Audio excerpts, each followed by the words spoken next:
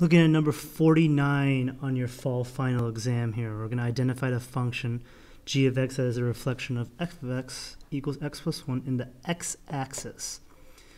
When you have this kind of problem on the final exam, you're going to have to have a little bit of intuition on this. You could memorize that, sure, if it's the x-axis, we're going to have some kind of negative term that pops up.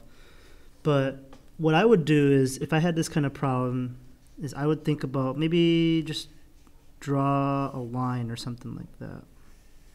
We have a line like that. And we want to reflect it across the x-axis.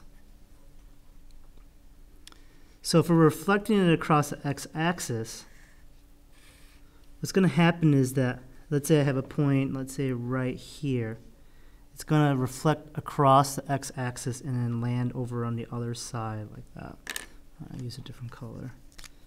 So if it's going to reflect across the x-axis, it's going to go to the other side. So let's say I had a point right here. Let's pick right here. Let's say right there.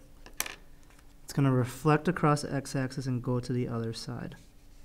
So you can see that our new line is going to look something like that, where it reflects across the x-axis.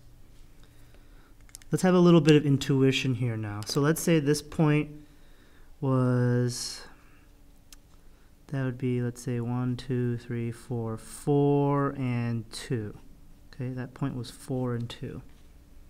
Now when it reflected across the x-axis, it still has the same x value, 1, 2, 3, 4, but then the y value became negative. So it became 4, negative 2.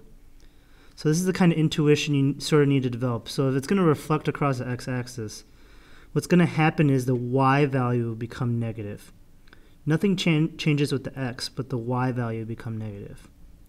So the one that reflects across the x-axis would be b. As you can see, what happens is it's the same x values, but what happens is we take the negative of the whole answer, and that will give us a negative y.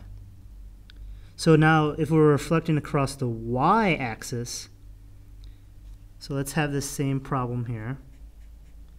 Let's see, it looks just like that. So it's going to look something like the way I drew it. So we had that point there.